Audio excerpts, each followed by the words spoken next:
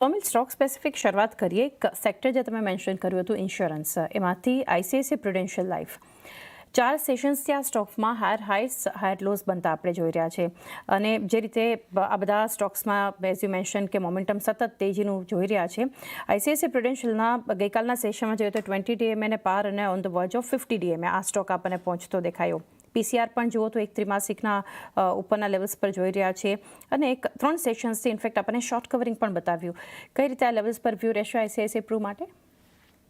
આ બધા સ્ટોક્સમાં છે ને હવે એકદમ જ સ્પોટ આવ્યો છે અને બહુ બધા સ્ટોક્સ છે ઇન્સ્યોરન્સ સ્પેસમાં, specifically ICICI Pru, general insurance and also HDFC Life. મારું પ્રિફર્ડ પિક એચડીએફસી લાઈફ રહેશે.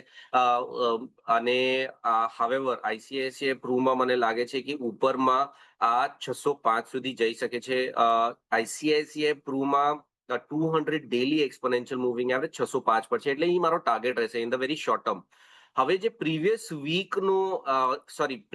મંથનો જે હાઈ છે દેટ ઇઝ 585 ની ઉપર જાય એટલે પછી ઈ એક બહુ જ ઇમ્પોર્ટન્ટ રેઝિસ્ટન્સ રહેશે. અગર એની ઉપર જાય છે તો મીડિયમ ટર્મમાં પણ આપણને બહુ જ સારા લેવલ્સ ઉપરમાં જોવા મળી શકે એમ છે.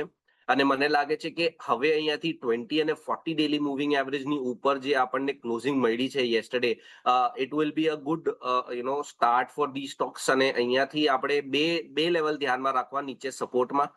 પેલો 556 40 ડેલી મૂવિંગ એવરેજ અને 20 ડેલી મૂવિંગ એવરેજ છે એ છે 540 પર. એટલે આ બે લેવલ્સ આપણે ધ્યાનમાં રાખવા એસ સ્ટ્રિક્ટ સપોર્ટ. અને નીચેમાં 20 ડેલી મૂવિંગ એવરેજ 540 એકદમ સ્ટ્રિક્ટ સ્ટોપ લોસ રાખો. મને પોઝિટિવ લાગે છે આ બધા સ્ટોક્સ અને ઉપરમાં સારા લેવલ્સ આપણને જોવા મળી શકે એમ છે. 540 સ્ટોપ લોસ, 605 લેવલ્સ ધ્યાનમાં રાખી શકો છો. ICICI Prudential overall insurance stocks પર પણ વ્યૂ પોઝિટિવ. એચડીએફસી લાઈફ પણ અહીંથી પ્રિફર કરી રહ્યા છે સોમિલ. ગૌરંગજી,